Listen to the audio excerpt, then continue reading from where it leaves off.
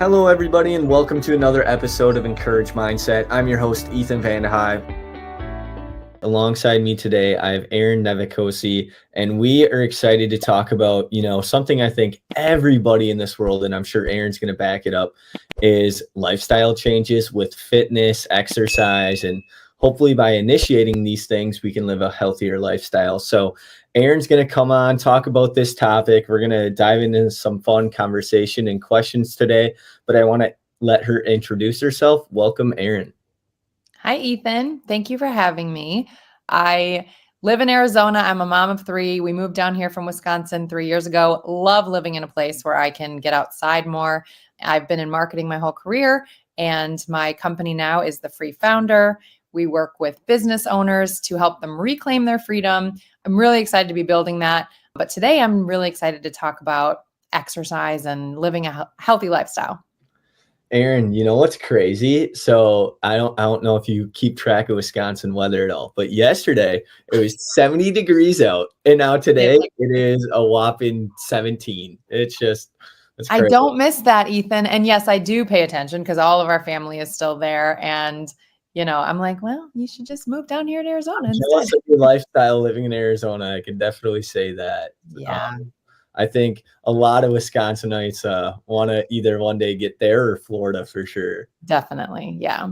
One of my favorite things that, I've been working on myself in 2024 is making sure I'm going to the gym. I can say I've did the cheaper route this year. I canceled my gym membership and I bought kind of a home gym. So I'm trying something out myself. Nice. A lot of outdoor walks and outdoor exercise when I can, but I utilize this basement gym I created. But Erin, my first question that I want to ask you is, how does somebody try to find, potentially time for the gym, or how do you make time with, potentially a 9 to 5, if you have kids, if, just busy lifestyle? How can we make time for this first? Yeah. I'm excited to talk about this because I think that's one of the top barriers is just saying, I don't have time. And so I think it is not a matter of, for most people, it's not a matter of knowing we should be doing it or even what to do. I mean, we can get a little overwhelmed by the options, but we just know that we should be moving our body every day. For sure. I think it's absolutely a mindset issue and an expectations issue, which is really kind of the theme I want to talk about today. Is the reason that so many people are not, because this has been my journey. I have been through such a transformation in this area in the last 5 years or so. And people around me, both in real life and social media, have watched it happen. And more will say to me, how do you do that? How did you do that? Or I could never do that, which I always tell people, don't ever say I could never do that, because you could and you can. So for me, I think it's just working on shifting your mindset around it and making it where it belongs on your to-do list in life, which is at the top instead of at the bottom. We all know, and we know this from if you get sick and then you feel better, a week later or whatever it is, you're like, wow, it really makes me appreciate how healthy I am. And I think we don't enough think of the idea that we are all aging every day and we will get there someday, even if we're young now. And it's the work you put in now to this thing that you should be doing is going to pay dividends for decades to come. So I think just shifting it on the priority list is a huge first step. Yeah, no, I agree. I think sometimes that's the biggest thing. We got to shift our schedule around. We got to, find a way, even if you can't exercise for an hour, maybe take your lunch break, go for a walk, do whatever you can to make maybe a small increment of success for this fitness, exercise, and mental health space as well. Definitely. And like you said, a little bit is better than nothing, and you can increase along the way. Something I hear that drives me crazy is we all have the same 24 hours. It's well, technically, yes, but everyone's life and season of life is so different. But I think, again, when you make the mindset shift first to making it the biggest priority, instead of oh, I'll fit it in while I can, you will make it happen. You will either get up a half an hour earlier. Like you said, you'll do it on your lunch break. You'll stay up a little later, whatever it takes. But I think just making it a very important part of your day. Yeah, no, absolutely. I love that. And to kind of, piggyback off what we've been talking about, I think there's so many other barriers and challenges in life that we face. What are kind of some other ones that you've been kind of seeing in the fitness journey space as well? Yeah, I think for a lot of people, it's like they're apathetic toward it. Like my mom falls into this category. She's in her 60s now, and she'll take a walk sometimes, but she's like, I have no interest in going to the gym. I have no interest in lifting a weight. I'm like, saying that you're not interested in exercise is like saying, I'm not interested in sleeping. I'm not interested in eating. Like it is, I'm not Mm. interested in fresh air. I don't care. Like those are some of the top things you need in life. It's not like saying, I'm not interested in playing basketball or drawing. Like, fine, you don't have to be interested in those things. But exercise and health, physical health, is literally the foundation of our life. So I think a barrier is like not caring, but maybe getting curious about why don't I care and how, asking powerful questions, how can I become more interested in this very important part of my life? I think another thing is the intimidation factor. Like, yes, we know all the things we could be doing, but trying something new is always scary. And you talk about going to the gym. I think that is on top of the list of things that intimidate people. I think the gym can be intimidating even for people who are fit or have exercised in the past. So finding a way to get through that intimidation factor, whether it is finding a friend to go with you for the first time or starting out at home, like you just said, Yeah. or like I signed up for personal training last year, and it's really nice to have someone there to kind of hold your hand with some new exercises. So there are ways that you can get around that intimidation factor, but I think that's a big barrier too. Or just being paralyzed in like, what should I do? And I think just taking the pressure off of like, it doesn't have to, it can evolve over time, but simply moving your body in some way every day is just really important for both your physical and mental well-being. Yeah, no, that's awesome. And we kind of stressed about it, and especially you did, about the importance of the mental health aspect with this. And you brought up motivation and mindset. How can we, I love talking about this, but how can we get motivated to do this? How can we develop a mindset to keep doing it? Because once you keep doing it, you're going to create the routine and make it eventually a habit. So how can we do that, Erin? I love talking about this too, because it's one thing I hear so much and it drives me kind of crazy. The idea that like, well, I'm just not motivated or I just don't feel like it. It's like and that's the expectations thing. We expect that we need to feel motivated to do something before we do it. But what the mindset shift is that we do the thing first and the feelings will follow. So Ooh, you just, love that. and I just told someone this recently that I think the biggest thing that you can shift in your mind is knowing that resistance is a normal part of being a human. Like we resist a lot of things that we have to do every day. And even when you become someone who loves working out and is more fit and can do it more easily, the resistance is always there. Like getting out of bed, putting on the shoes, I don't want to do this. Your brain is like, I don't want to do this. And then you start and your brain is freaking out still. Like, please stop. This is hard. I hate this. So I think just realizing it's okay to hate it for a while. It's okay to feel the resistance. Do it anyway. Like, just understand that as you push through that part, your brain will adapt and accept it. And then it's actually programmed to reward you for that effort. Like that's where the dopamine and the serotonin, all the good things flowing through your body rewards you for that, but you're not going to get it until you do it. So don't look for motivation. Motivation is often not going to be there. It's just decide to do it anyway. Yeah. No, you dropped some bars right there that people should be listening to. Like, to be honest, like people, quote and post motivation all the time, but they don't share that aspect of it because they think you need to find the motivation first to go do something. But you're totally right. The feeling of accomplishment and the feeling of motivation happens from the result of actually doing it. So I love that. And I just wanted to re-emphasize that. So I think what's also crazy that, the world of 2024 and beyond, the rise of, technology these days has made what we should expect working out in fitness to be a lot easier these days, because nowadays you can just create it, like download an app for suggestions to do for exercise, or, you know, Google something if you don't know what to do. So what have you kind of seen, you know, from your beginning stages of fitness to where it is now? Like, how is this all transformed in your eyes? And where do you kind of see it going? Yeah. So I think technology is awesome and it can help us do so many things. I think what's interesting about exercise is it's one of the few things that we cannot outsource or pay someone to do for us or download an app to make it easier. You're still going to have to do the hard work. It just, I think it helps with the reward part of it.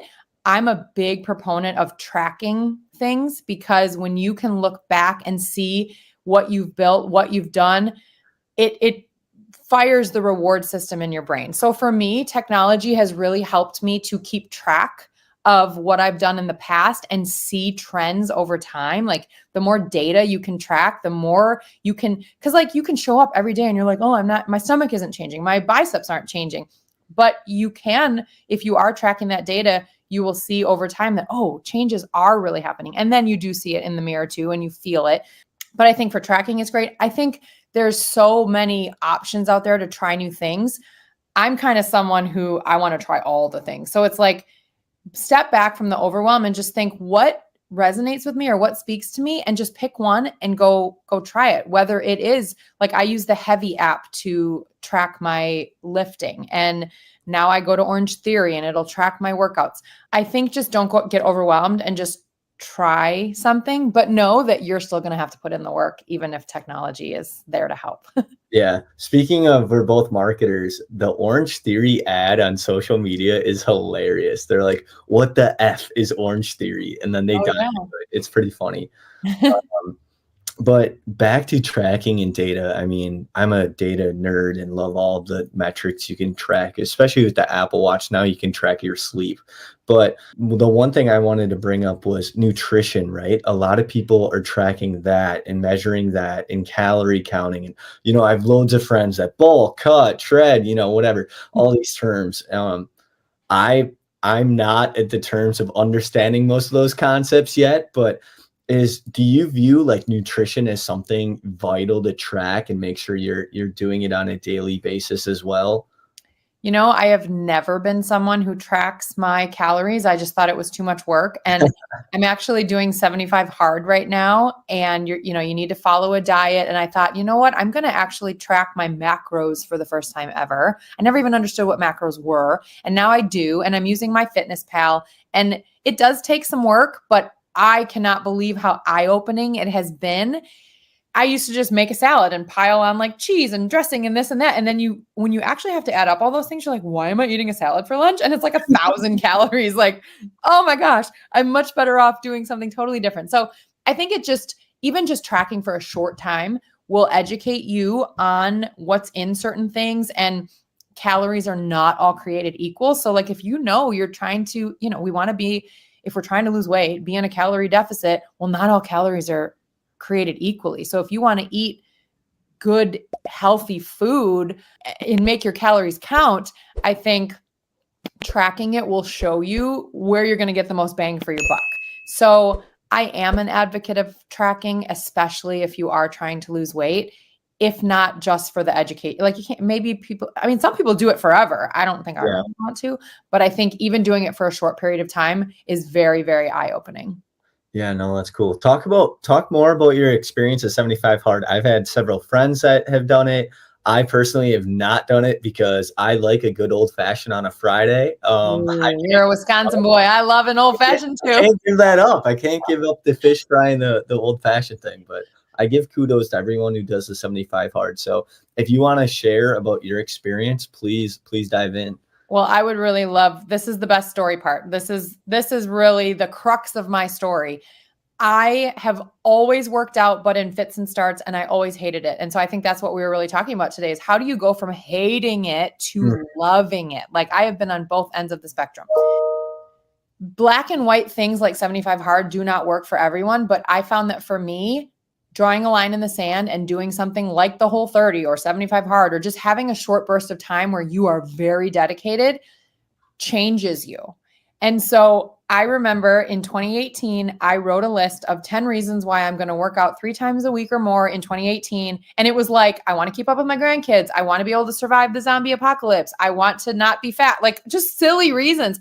And I failed in 2018. I could not even get myself to work out 3 times a week as much as I knew I should.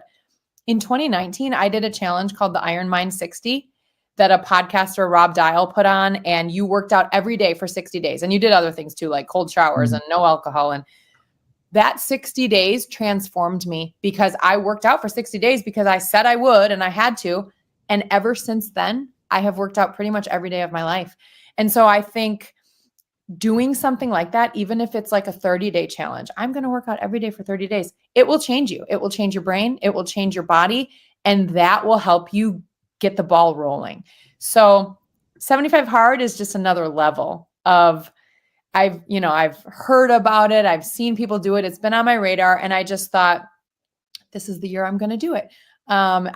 Today is actually the halfway point. It's day 38 for me. So it feels good to be like now looking at the back end of it. But I think it just teaches you discipline and time management and how to prioritize. And I think every time you do something like that, it raises the bar for yourself of confidence in yourself. And like, I do what I say I'm going to do. And you just keep getting better and better. And so for me, that was just like a natural next step. And I'm loving it. So what personal development book are you reading in your 75-day challenge? I started with David Goggins, never finished, because I read his first one a few years ago. So I read Goggins to just get me in that like mindset. And then I just finished Outlive: The Science and Art, or the Art and Science of Longevity by Dr. Peter Attia, I think is how you say it. I got it from the library. It was a very big book. I'm like, am I really going to finish this? But I loved it. And he actually says, you talked about nutrition and we talked about exercise. He said that he always thought that nutrition was the most important part of being healthy. And now this book said that he believes that exercise is the most potent longevity drug that we have. And obviously it's a whole, but like if you don't have exercise, if you don't have physical health, your longevity is going to, go, and your quality of life at the end of your life is going to go down. So that was really powerful for me. And now I'm on to my third one. I really enjoy that part of it every day. So you said you're on day 38, halfway point. That's awesome. Have you had any days, because we talked about earlier, barriers, struggles, challenges. Have you had any day where you're sitting there like, man, I just want to watch Netflix, be on the couch, eat some Of course. And that's why black and white works for me. We constantly have this mental battle in our brain of like, should I or shouldn't I? I don't feel like it, so maybe I won't. It's like, that's not a question. Like, it's not, even if my brain is saying, I don't feel like it, well, I don't care. I said I was going to do it, so I'm going to do it. And there have been days where I've been very busy with like work and then kids activities, and I'm out for a 45-minute walk at 9:00 at night. Now I live in Arizona, so it's not that bad. Like I see people on the Facebook page for 75 Hard, and they live not in Arizona, and they're out there in 10 below doing their outdoor workout for the day. I'm like, okay, all things considered, I have it pretty easy. But this is something that really came to me this morning. I go to Orange Theory with a friend. Most of the time I go with a friend, but I go like 4 times a week, and I go to the 5 a.m. class, which getting up in the 4 a.m. hour now that was an adjustment, but man, our brains and bodies just adapt. This morning, I'm just so cozy in my bed and I'm so tired and I don't want to get up. And I'm picturing like, how am I going to do this? How am I going to be running on a treadmill in an hour? But what I realize is that the person in the bed feeling like so tired is not the same person who's going to be on the treadmill. So you can't equate yourself with like how I'm feeling right now to how you're going to feel once you actually do it. So again, picture that person who you want to be, and then you'll just do it. So it's something that gets easier with time in practice. So because I want to play devil's advocate a little bit, and I struggle with this, I have, my patience is, probably close on a scale of 1 to 10, maybe a 2. I don't have much patience. So, and the way I view that, especially with my generation and, just the people I've seen and talked to, social media especially is true because people in 10 seconds, if they're not engaged, they're scrolling to the next thing. So how can people develop patience for the results and develop patience to realize what they're doing is going to help them down the road. Totally. I think once again, it goes back to your mindset and your expectations, and to be smarter than what you see on social media. We absolutely live in a day and age of instant gratification, getting what we want, but we need to understand, like I said, you don't just say, I don't like sleep, or I don't like sleeping, eating, fresh air. These are the things that holistically are going to contribute to a good life. And exercise is one of those things. So I think instead of looking at it as like, I'm going to do this for 6 weeks, or I'm going to do this until I lose 20 pounds, it is a lifelong journey. So just accept that fact, embrace that fact, and be excited about it. I think that's something to be excited about because it gives you time. It gives you, space to evolve and grow and know that you're never going to get there. Like it never actually becomes easy. And that's okay. Because when it gets a little bit easy, that's when you just push yourself to do something else or to try harder or lift a heavier weight or whatever it is. I think just realizing it doesn't matter if the results are instant. They're not going to be, but that's okay. You got your whole life to do this. That's beautiful. That's well said. I'm not going to add any commentary to that. But Erin, it was a pleasure having this conversation today. I've learned a lot. But I always love sending out, a guest with, you see all these motivational posts and, you read the book Atomic Habits and whatever else you want to read out in the world. Right now, I'm actually reading, it was one of our last guests recommended it to me. It's John C. Maxwell, The Daily Reader. It's one page a day, 1 page a day. So every date, so 365 days has its own paragraph that you read.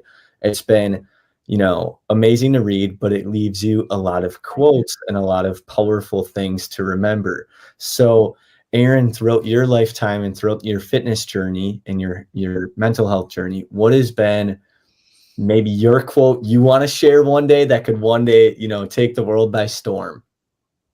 I feel like this is not going to be what you expect because it's not exactly a That's fitness. good. That's good. I think. But my favorite quote is, be brave with your life so others can be brave with theirs. And I think it takes bravery and courage to show up for yourself every single day. Like, I think being a human is hard and we all have a battle to fight every single day. And when you show up and do the hard thing, you are being brave. But it doesn't just impact you, it impacts everyone around you, the people you live with, the people you work with, the people who you're friends with on social media. And so I think you don't only owe it to yourself to show up, but you kind of owe it to the world. And I really do think that the more people who show up fully, put in the hard work, become fit, both physically and mentally, it has a positive ripple effect in every area of your life. So it has a positive ripple effect on the world around you too. So I think show up, be brave, and then others can be brave with theirs too. Boom. I love that. Well, thank you so much for coming on the show, Encourage Mindset. I appreciate it, and we'll stay in touch. That sounds great. Thank you.